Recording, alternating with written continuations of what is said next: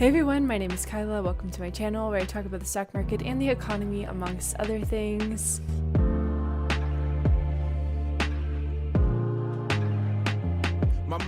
Today we're going to be talking about the situation between Russia and Ukraine. Just to note, this is a rapidly evolving situation, and I don't think anybody but maybe Putin knows exactly what is going to happen. The general vibe is that they could attack from the east, they could attack from the south, they could attack from the west, they could go through Belarus. Putin could say, hey, things are fine, and then attack. He could just attack right away. So there's a lot of uncertainty. There are many amazing journalists who I'll link in the description box below who have covered this very in depth. You should go and check them out. This is going to be a very broad overview of maybe what could happen, but then also diving a little bit deeper into the cyber attack aspect of it and then the energy markets aspect of it. Russia plays a very key role in those energy markets, and so just wanted to talk about all that stuff. A big question is, of course, like, well, why are they doing this? And so Putin has it in his head that he is potentially Putin 2.0. This is from the Center for European Policy Analysis, and I thought it did a really good job at diving into the history of why Putin might want to do this and why Putin might do some of the things that he does, because a lot of this is game theory, right? So Putin back in July wrote this paper on the historical unity of Russians and Ukrainians. Basically, this is potentially a blueprint for war. It invokes Saint Vladimir, who is the first Slavic ruler to accept Christianity back in 988 AD. And in this paper, it seems that Vladimir 2.0 wants to take back over this space that Saint Vladimir had occupied. And so this is, in Putin's eyes, his role is to prevent the Ukrainians from assimilating with the West, to prevent Russians from having to assimilate with the West. And he considers this assimilation, this forced assimilation, as bad as weapons of mass destruction against Russia. In his eyes, he's just interfering in order to protect Russia. There's a lot of movement around Russia and a lot of posturing. Russia convoys are going around carrying fuel and live ammunition. A lot of movement, a lot of will they or won't they kind of vibes, a lot of planes flying around, escalating tensions in the Baltic Sea. Russia itself is also pretty poor from the annexation of Crimea that happened a few years ago. There's a lot of speculation around whether or not this will be an occupation or an invasion. Occupations are pretty costly. An invasion would technically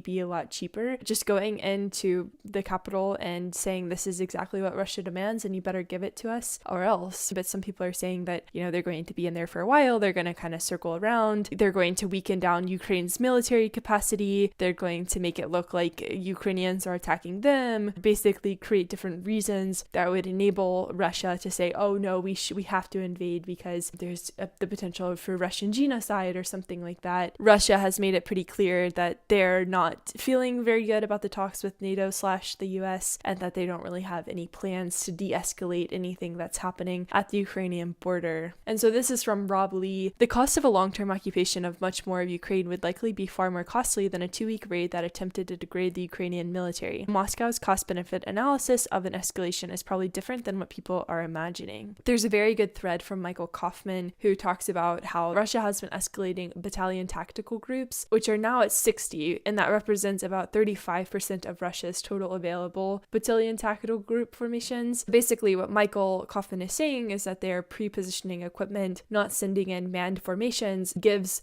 Moscow a little bit of flexibility and a little bit of freedom to select the timing of an operation while retaining an element of surprise. So there's a lot of that stuff, just like building things up along the border. It seems like Russia is getting very, very close to invading Ukraine. Last week, they ran a cyber attack against Ukraine. They've done this many times before. Ukrainian government websites were hit by this major cyber attack. There's speculation that Russia cyber attacks could go to other countries outside of Ukraine. But basically what the cyber attack said is Ukrainian, be afraid and prepare for the worst. All your personal data has been uploaded to the web. Data is incredibly important. Data is the lifeblood of our current world. If they're able to disrupt data flows, they're able to disrupt a lot. That was kind of a big warning sign to a lot of people, but still nobody knows what's going to happen. What is the US planning to do? So the US did send some Congress people over there. They landed, I think, this morning. The US is also planning sanctions, like mega sanctions. So personal sanctions on Putin and several of the other leaders. Nord Stream 2 sanctions waiver reversed. At least That's 3 major banks blocked, ban on trading all new government debt, sanctions on anybody that Biden wishes who works specifically in oil, gas, coal, mineral extraction, or any other sector or industry, and they're trying to kick Russian banks off SWIFT, which is kind of the nuclear bomb of sanctions. If you're out of SWIFT, then you're sort of out of the banking system, and it's really hard for other countries to transact with you. They also want to publish a report into Putin's alleged personal wealth, and so the US Senate did vote to sanction the Nord Stream 2 gas pipeline, which is owned by Gazprom, which is the Russian majority state-owned multinational energy corporation, which is how Europe also gets its gas. The whole goal with economic sanctions is to sort of make people know that you're serious about certain things happening. This gets into the energy markets. Tommy Lund says that the US State Department has held talks with international energy companies over contingency plans for European natural gas supply in case of a Russia-Ukraine conflict. As you can see in this graph, Russia is one of the biggest gas importers to Europe. The only one that compares to it is Norway, and European gas inventories are very, very low. There's a lot of issues over in Europe right now with Gazprom, which is this Russian-owned energy corporation and also Europe's major gas supplier. Russia has always been a very reliable source of energy, even during the Cold War, even during the breakup of the Soviet Union,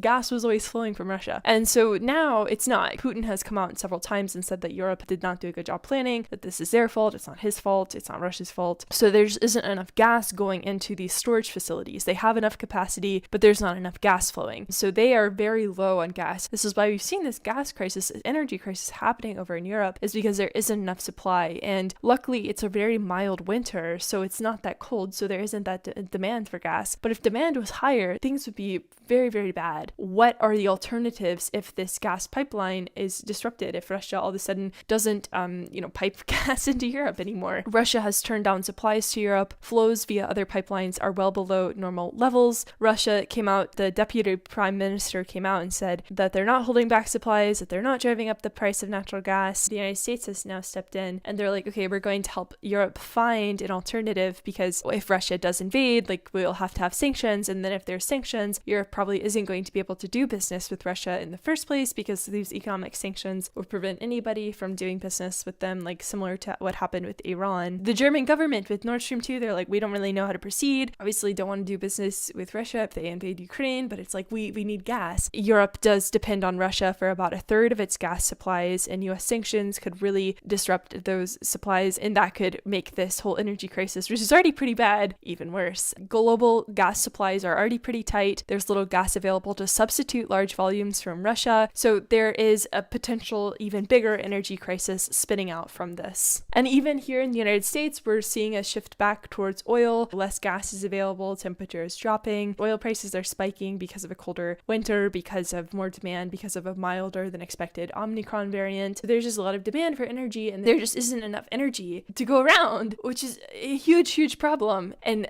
like I've talked about in other videos, energy is the most important thing. It all boils down to energy sources. The US luckily has really done a good job expanding their natural gas business, so they are their top LNG exporter now. There could be, the US could come in and fix that. It's just going to be a wait and see game with that. We have potential disruption of an already pretty disrupted sector, which would create even more problems. The Russian stock market has gotten pretty beat up because of failure of US NATO talks and different comments from leaders in Russia who are like, we're just going to keep on doing this. So you've seen quite the decline in the Russian stock market. For the people in Ukraine, they've been living in sort of this war environment for a long time. There's the whole aspect of the energy markets where it's if this does happen, what happens to energy supplies? What happens to resources? What happens to Europe, especially if we get a colder winter? With everything, there's all these different other impacts that are happening. This is a disruption in energy markets. This is a disruption in global geopolitics. It's a whole lot of things happening. This is just meant to be a brief update on the different things that are at stake and how it is shaping out to look so far. I'm going to link to some good articles and some good journalists below. And I hope that you all had a good weekend and that you're having a good day. I will be back on Wednesday, and I hope that you're doing well,